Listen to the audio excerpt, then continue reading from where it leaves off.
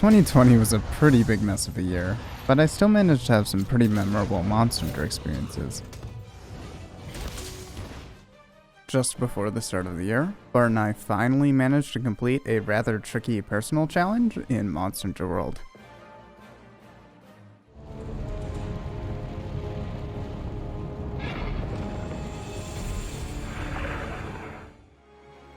Over the course of a few months, we had been attempting to clear Extreme Behemoth as a duo. Extremist's moveset and AI were incredibly tricky to deal with, especially when neither of us had fully optimized builds. The challenge helped me understand how to index food skills, as well as properly script out a hunting run. One of these days I'd like to fully explain everything that went into this challenge, because it was a pretty awesome experience.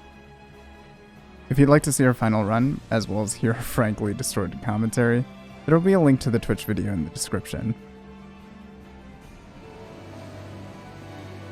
With our rather long journey behind us, the hype was real for the expansion. I streamed my whole playthrough of Iceborne.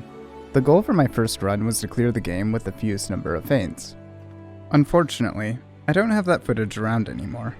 Between being incredibly sick and having to wrap up college, Monster Hunter videos and streams sort of grinded to a halt. I also didn't have a great recording setup for the 3 title updates which came out that spring, though they were still fun additions. By the time Elatrion dropped, I was back at home, but the majority of my hunting group had decided to break from the game. Around then, the Twitch channel started to reach another milestone, and my co-host and I were looking to revisit Freedom Unite. We completed our playthrough of it several months ago, but that game kickstarted our channel, and we wanted to do something special. So, I decided to make a new type of challenge run, which, thanks to Ristretto, would later be known as NotYourGranny. I had been watching a ton of any % speedruns of various Monster Hunter games, and I really liked the way that SDShep had done weapon-specific runs of Monster Hunter World, along with the TA Wiki runs for various hunts in that game. So, after some workshopping and consulting with Xenos, I came up with a set of rules that would encourage players to try and beat the low-rank Freedom Unite village quests with different weapons that don't normally get featured in Freedom Unite speedruns. The stream went pretty well, and we had a number of really awesome participants. The challenge is still open for anyone to try, and I'd like to revisit it at some point. If you'd like to see some runs from various streamers, I'll have a link to some of their videos in the description. The run's just for fun, but I believe Catnius currently holds the record. Like the Extremoth runs, this challenge really deserves its own video to fully explain the details of it. However, until such a video is made, the rules for the challenge are still pinned in the announcement channel on the Discord, if you're curious. Shortly after trying out that challenge, another group of my friends started playing Iceborne. For most of them, World was their first Monster Hunter game. Despite that, they cleared the story pretty quickly. By the time they started making some headway in the post-game, Fatalis was announced, followed shortly by Stories 2 and Rise. The excitement couldn't be higher. Around that time, I also finished Monster Hunter 2's offline story, which took me quite a while to complete. I had some issues with my original save files, so I had to redo quite a lot of my progress in that game. Monster Hunter 2's ending is one of my favorites, though it's got some solid competition. I really hope the game gets localized or remastered at some point.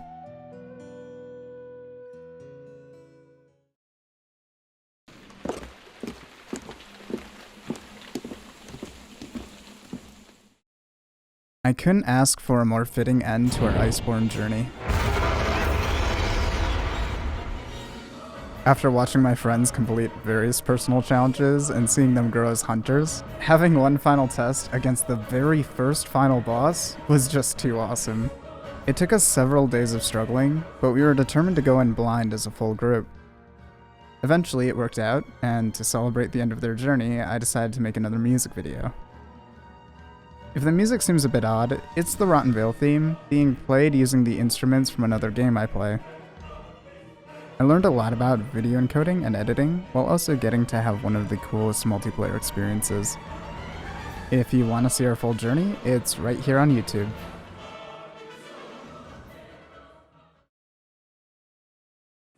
Towards the last stretch of the year, I discovered GigaProto had made an offline patch for the online town and quests for Monster Hunter 2. For those of you who weren't aware, Monster Hunter 1 and G have gotten fan-made online servers. A link to their Discord will be in the description.